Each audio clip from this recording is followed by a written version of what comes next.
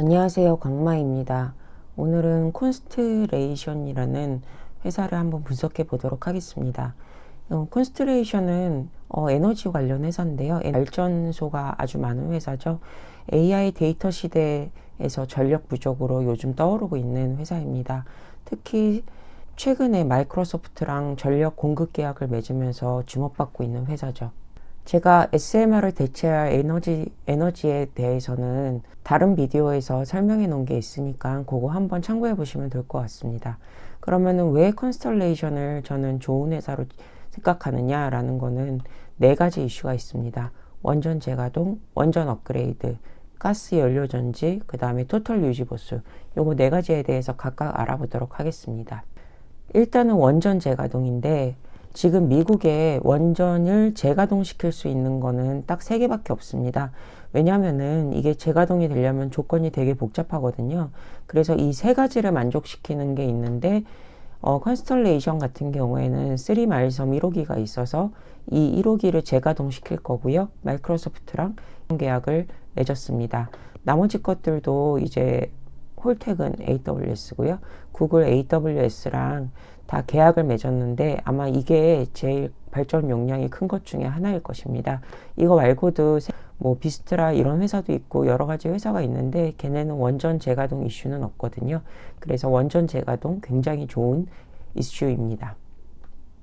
그 다음에 원전 업그레이드인데요. 원전 재가동은 뭐 정부로부터 허가도 받아야 되고 부품 교체라든가 수리 이슈도 있어서 굉장히 시간이 좀 많이 들거든요. 근데 원전 업그레이드 같은 경우에는 금방 가능합니다. 근데 이제 원전 업그레이드가 진행하고 있는 회사도 그렇게 많지는 않은데요. 컨스텔레이션, 비스트라, 듀크 에너지 이거 정도인데 컨스텔레이션 같은 경우에는 일단 지리적으로 미국 전국을 플레이어로 두고 있습니다. 특히 뒤에 말씀드릴 텐데 얼마 전에 칼파인이라는 회사를 인수했거든요. 그 회사가 텍사스랑 그 다음에 캘리포니아 이렇게 두 군데에 원전이 가지고 있는 회사인데 이거를 인수하면서 더 지리적인 이점을 가지게 된 거죠. 뭐 보시면은 거의 다른 회사에 비해서는 추가 예상 용량이 압도적입니다. 요거는 앞에서 말씀드린 건데요. 일리노이, 그 다음에 펜실베니아, 그거 말고 텍사스, 캘리포니아. 특히 이거는 칼파인 인수로 신규 진입한 건데 여기에 사실 빅테크들 데이터 센터가 굉장히 많죠. 이거를 굉장히 잘 보급해 줄 수 있는 그런 회사가 콘스텔레이션이 되겠습니다. 그래서 칼파인을 인수한 거는 일단 영토 확장을 했다. 텍사스, 캘리포니아 진출했다. 이게 한 가지 이유고요. 그 다음에 원전, 가스, 지열의 환상적 콤비다라는 게 있습니다. 원전이랑 가스가 합쳐지면 굉장히 좋은 게 원전은 전기가 데이터 센터에서 항상 일정한 건 아니니까 필요량이 느려야 될 가능성이 있는데 원전은 굉장히 천천히 느릴 수밖에 없습니다. 그에 비해서 가스 발전은 순간적으로 전력을 확 늘릴 수가 있거든요. 그래서 원전이랑 가스를 같이 할 수 있기 때문에 굉장히 좋은 환상의 콜라보를 가질 수 있는 거죠. 두 번째로는 지열 발전입니다. 흔히들 우리가 알고 있는 거는 태양광 풍력인데요. 여기서는 지열 발전을 주로 쓰기 때문에 지열 발전이 뭐가 좋으냐면은 24시간 일정하게 전력이 공급이 가능합니다. 만약에 태양광 풍력으로 탄소 배출권 같은 것들을 이제 빅테크들이 맞추려고 한다면은 또 추가로 엄청난 양의 ESS 배터리가 필요하거든요. 그러면 엄청나게 돈이 많이 드는 거죠. 근데 지열 발전 경우에는 24시간 일정하게 발전이 지속되기 때문에 배터리 사용량 같은 것들이 좀 줄어들기 때문에 굉장히 경제적이라고 할 수 있습니다. 그래서 지열 발전 능력이 있고요. 이거는 앞에서 설명한 요 두 가지에 종속되는 부분입니다. 그리고 이게 또 중요한 건데 전국적인 가스 보급 인프라가 있습니다. 앞으로 가스터빈이나 연료전지 같은 이슈가 있잖아요. 그거를 이제 데이터 센터에 빅테크들이 자체적으로 이제 설치를 할 텐데 그러면은 가스를 보급받아야 됩니다. 가스터빈은 이름에서도 가스터빈이니까 말할 나위가 없고요. 문제는 연료전지인데 연료전지는 수소로 하는 거잖아요. 근데 이 수소가 그냥 수소를 딱 갖다 꽂아서 되는 게 아니라 가스를 분해해서 수소를 만들게 됩니다. 그렇기 때문에 연료전지도 사실 핵심 에너지원은 천연가스일 거죠. 근데 칼파인을 인수함으로써 칼파인에 있는 가스 보급망을 다 컨스텔레이션이 가지게 된 겁니다. 그래서 전국적으로 가스 보급망이 있는 거는 컨스텔레이션밖에 없고요. 지금 같은 경우에는 단순히 이제 빅테크들이 가스터빈이나 아니면 연료전지를 계약한 수준인데, 이게 가동까지 가게 되면은 연료 보급 문제가 굉장히 심각해지고요. 이거를 잘 보급할 수 있는 컨스텔레이션이 굉장히 수혜를 많이 입을 수밖에 없는 거죠. 그리고 이제 에너지, AI 센터의 에너지 토탈 유지 보수가 문제가 되는데요. 이게 뭐냐면은 뭐 아마존이나 구글이나 얘네 같은 경우 자기네 서비스 서버 같은 것들은 굉장히 잘 다루고 문제 생기면 그때그때 대처가 가능한데, 만약에 자기 옆에 그런 가스터빈, 뭐 SMR, 연료전지 이런 게 설치됐을 때 얘네가 문제가 생기면은 어떻게 대처를 못 하는 거예요. 그리고 지금 주목받고 있는 주식들이 빅테크, 그 다음에 연료전지, 가스터빈 이렇게 회사 두 가지 종류만 주목을 받고 있잖아요.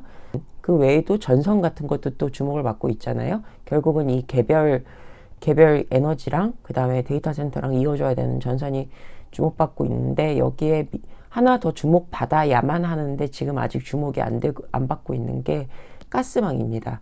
가스망이 결국은 잘 완충이 돼서 이거를 즉시적으로 연료전지나 아니면 가스터빈에 잘 보급을 해줘야 되는데, 이거를 충실하게 압살하게 가지고 있는 게 결국은 컨스텔레이션인 거죠. 그래서 굉장히 좋을 수밖에 없습니다. 그 다음에 이게 이제는 리스크를 좀 말씀드려야 되는데요. 컨스텔레이션은 리스크가 크게 두 가지가 있습니다. 하나는 전력망 리스크인데, 이 전력망이 누가 추가로 확충해야 되는 전력망 용량을 돈을 낼 것인가라는 불확실성이 있었습니다. 그런데 이거 굉장히 큰 문제여가지고 아마존이 인수할 때도 한번 문제가 됐었죠. 근데 이게 되게 좋아진 게 뭐냐면은 2026년 1월 7일, 며칠 전이네요. 트럼프가 빅테크 너네 AI 데이터 센터에 공급되는 전력망에 대해서는 일반 시민들에게 전기 사용료에 부담되는 방식은 안 된다.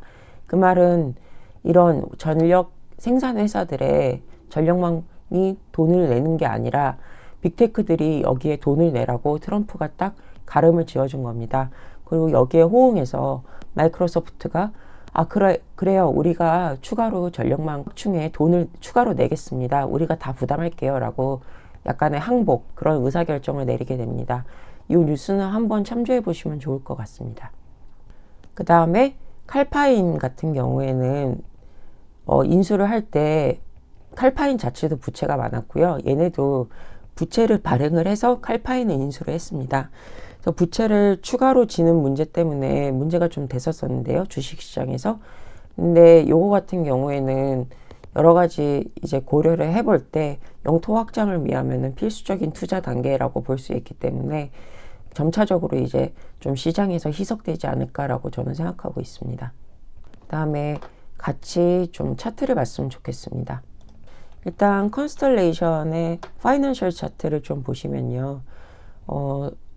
굉장히 미국 전체적으로 전국으로 펼쳐져 있죠. 근데 이게 꼭 그런 건 모든 회사 그런 건 아닙니다. 경쟁 회사가 비스트라인데요. 비스트라 같은 경우에는 텍스트하고 웨스트에 집중이 되어 있거든요. 그것 때문에 비스트라가 PER을 좀 높게 평가받는 경향이 있는데, CAG도 칼파인 인수하면서 텍사스랑 캘리포니아 지역에 엄청나게 좋은 전력 공급 시설을 갖추게 되었기 때문에 추가적으로 이제 평가받을 시간이 다가온 것 같습니다. 차트를 같이 한번 보겠습니다. 이게 컨스텔레이션 에너지 차트인데요. 일본 차트고요. 여기서 보시면은 갑자기 주가가 하락해서 좀 들어가야 걱정되시는 분들도 있을 것 같은데, 여기 주가 하락 이유는 딥시크, 중국에 있는 딥시크 때문입니다. 딥시크가 전력량도 되게 조금 먹는다라는 게 세상에 발표가 됐거든요. 그러면서 이게 확 떨어졌었는데, 근데 딥시크를 미국에서 쓸 리가 없잖아요. 그리고 우리나라 같은 이제 선진국 같은 데서도 딥시크를 쓸 이유가 없잖아요. 좀 불안하기도 하고. 근데 다만 딥시크 같은 경우에는 중국이나 개발도상국에서 굉장히 각광받는 모델이거든요. 근데 중국에서 컨스텔레이션 에너지 쓸 일이 없죠. 그리고 개발도상국에서 쓰는 양은 굉장히 적죠.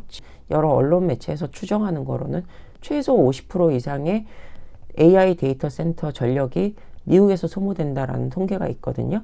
그렇게 봤을 경우에는 여전히 미국의 에너지 회사들은 상당히 매력적이다. 그러니까는 다시 원상복귀할 가능성이 높다라고 저는 보고 있습니다. 그러면 이거 어디까지 떨어질지가 문제인데 1차적인 지지선은 여기가 될 거라고 봐요. 요선이요.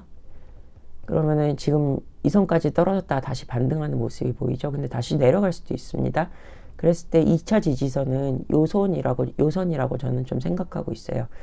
일반적으로 나스닥 주식들이 특별히 기술상의 문제나 아니면 회사의 앞날에 대한 문제가 치명적으로 꺾이지 않는 이상 약 40%가 떨어지면은 다시 최지 반등하는 경향들이 있거든요. 근데 요선이 딱 40% 선입니다. 그래서 최대 지지선은 여기가 될 거고요. 여기서 한번 분할 매수를 하신 다음에 여기까지 꺾이는지 한번 보시고 나서 나머지에 대해서 또 다시 분할 매수하는 방식으로 가시면 어떨까 싶습니다. 항상 말씀드리듯이 투자는 자신의 분석과 의사결정에 의해서 이루어지는 거고, 오늘 제가 한 컨스텔레이션 분석은 참고만 해주시면 좋을 것 같습니다. 감사합니다.